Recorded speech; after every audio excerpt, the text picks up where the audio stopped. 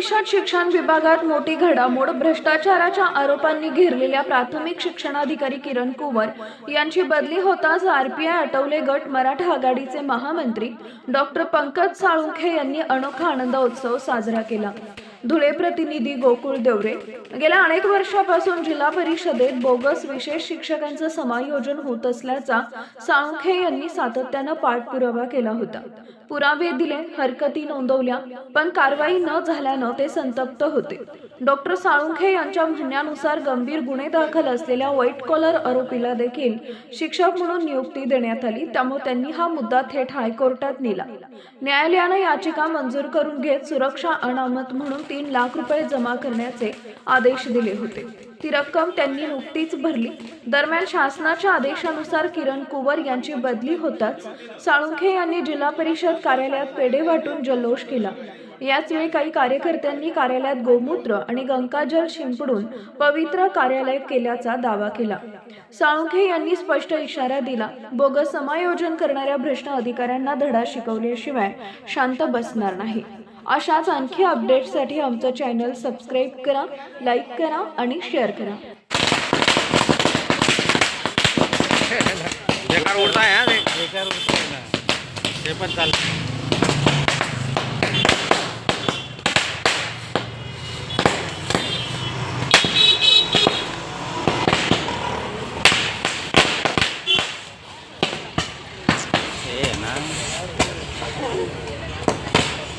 फुसके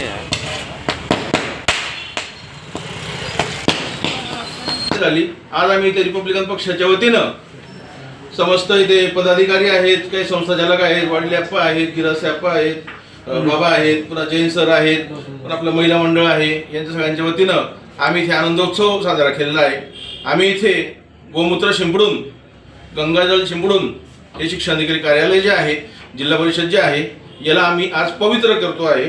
त्याच पद्धतीने आम्ही संपूर्ण जिल्हा परिषदेमध्ये पेढे देखील वाटणार आहोत. जय हिंद, जय महाराष्ट्र. धुळे शिक्षणाधिकारी प्राथमिक श्रीमती किरण कुवर यांच्या बदलीचा आदेश आम्हाला संध्याकाळी पाहायला मिळाला. त्यांची जी बदली आहे ती बीड येथे योजना म्हणून शिक्षणाधिकारी योजनेत यांची बदली येथे झाली. आम्ही गेल्या 1.5 वर्षापासून ते 2 वर्षापासून या भ्रष्ट महिला अधिकाऱ्या संदर्भात शासनाला वेळोवेळी आम्ही सगळं काही सांगितलं. तसेच धुळे जिल्हा परिषदेचे सीओ आहेत, यांना देखील आम्ही वेळोवेळी यांना निदर्शनात गोष्टी आणून दिल्या. त्या महिलेवरती गुन्हे दाखल असताना तिने बनावट पद्धतीने इथे तिची नियुक्ती दाखवली. ही नियुक्ती इथे असताना तिने बनावट पद्धतीने इथे खूप साऱ्या लोकांचे इथे अनधिकृत कामं केले.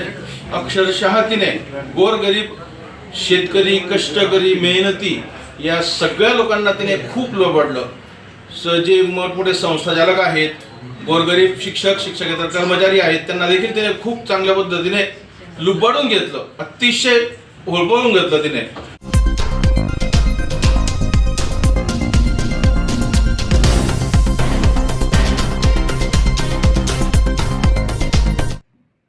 होळ गावातील त्रिशूल अर्पण सोहळा भक्तिभावात पार दिशाभूल करणाऱ्या वृत्तांना देवरे कुटुंबियांचं खंडन. पत्रकार परिषदेतील स्पष्टीकरणानंतर खरी तथ्य स्पष्ट. दिनांक 11 डिसेंबर 2025 रोजी गुरुवारी विभागीय सहसंपादक प्रभाकर अडगाळे, शिंदखेडा प्रतिनिधी, तालुक्यातील होळ गावातील पंचमुखी महादेव मंदिरासमोर उभारण्यात आलेल्या 31 फूट उंच त्रिशूल अर्पण सोहळ्याबाबत काही माध्यमांनी चुकीची व दिशाभूल करणारी माहिती प्रसिद्ध केल्याच्या पार्श्वभूमीवर देवरे कुटुंबियांनी पत्रकार परिषद घेऊन खरी तथ्य जनतेसमोर मांडली. 22 वर्ष देशसेवा केलेले आर्मी एअर डिफेन्सचे सेवानिवृत्त जवान नितीन पांडुरंग देवरे यांनी पूर्णपणे स्वखर्चातून हा भव्य त्रिशूल भक्तिभावानं अर्पण केलाय. त्यांच्या आई मीराबाई देवरे व वडील पांडुरंग देवरे यांच्या शुभ हस्ते त्रिशूलीचं पूजन विधिवत पार पाडण्यात आले.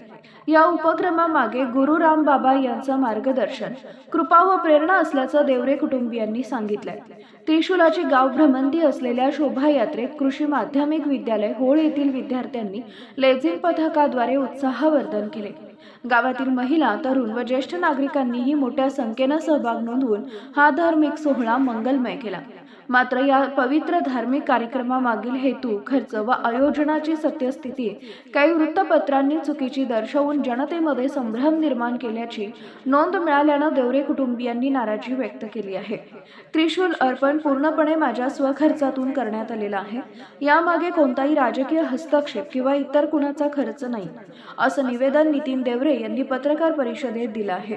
या धार्मिक सेवाभावी उपक्रमाबाबत कुठलाही गैरसमज निर्माण होऊ नये आणि वस्तुस्थिती जनतेसमोर यावी हीच या स्पष्टीकरणाची भूमिका असल्याचं देवरे कुटुंबियांनी सांगितलं. यावेळी व्हॉइस ऑफ मीडिया पत्रकार संघाचे तालुकाध्यक्ष प्राध्यापक प्रदीप दीक्षित, उपाध्यक्ष प्रभाकर धनगर, भूषण पवार, जितेंद्र सूर्यवंशी, महेंद्रसिंग गिरासे, प्रमोद शिंपी, शोभा पाटील उपस्थित होते. प्रसंगी व्हॉइस ऑफ मीडिया पत्रकार संघाच्या वतीनं सेवानिवृत्त सैनिक नितीन देवरे यांचा सत्कार करण्यात आला. तसेच देवरे कुटुंबियांनी आलेल्या पत्रकारांचा सत्कार केला. तुमच्या हस्ते बोलर वगैरे तुम्हाला ही कल्पना होती का काही काही लिहिली एकत्र दादल झाली ना ते तो कार्यक्रम हा कार्यक्रम कार्यक्रम एकत्र होऊन गेला. हा एकत्रच होता तो. हां, त्यामुळे प्रॉब्लेम होता. शिशुदेव मॅडम बोलली या भावाने आणली म्हणे आमच्या सांगण्यावरून असं सांगितलं. फक्त तुम्हाला आता लोकांमध्ये झालेला जो गैरसमज तो दूर करायचा, बाकी तुमचा कोणावर आक्षेप वगैरे काही काय कॉम्प्लेंट काही नाही. आक्षेप घ्यायचा कोणाला. आवाज उंच ठेवा. नमस्कार पत्रकार मित्र बंधू भगिनींनो, मी फेब्रुवारी 28ला रिटायर झालो आर्मीमधून. 22 वर्ष सर्व्हिस करून. तरी मी जो अनावश्यक खर्च टाळून महादेव मंदिरासाठी 31 फूट उंचीचा त्रिशूल, 800 किलो वजनाचा नेरवरून आणला आणि त्याचं पूर्ण गावामध्ये मिरवणूक काढून इच्छाभक्तीने मी माझ्या आईवडिलांच्या हस्ते त्याचं स्थापना केली आणि हा त्रिशूल मी मंदिरात अर्पण केलेला आहे. तरी ही बातमी काही पत्रकार बंधूंना म्हणजे गलत छापलेली, त्यांनी सुधारित करावी व आपण पत्रकार बंधूंनी ही बातमीला प्रसिद्धी द्यावी एवढी नम्र विनंती. धन्यवाद. आमचे विनोद ठेकेदार यांनी माझ्याकडून 1 रुपया न घेता त्रिशूलचं फाउंडेशन बनवलेलं आहे आणि बाकीच्या गावकऱ्यांनी, माता भगिनींनी सर्वांनी सपोर्ट केला आहे. फक्त गावातल्या लोकांनी सपोर्ट केला आहे. बाकीचे जे आले ते नंतर आलेले आहेत, ते त्यांच्या कार्यक्रमासाठी आलेले आहेत. त्यांचं नाव घेणं मला काही एवढं आवश्यक वाटत नाही, पण आले त्यांचं पण स्वागत आहे, नाही आले त्यांचं पण स्वागत. धन्यवाद.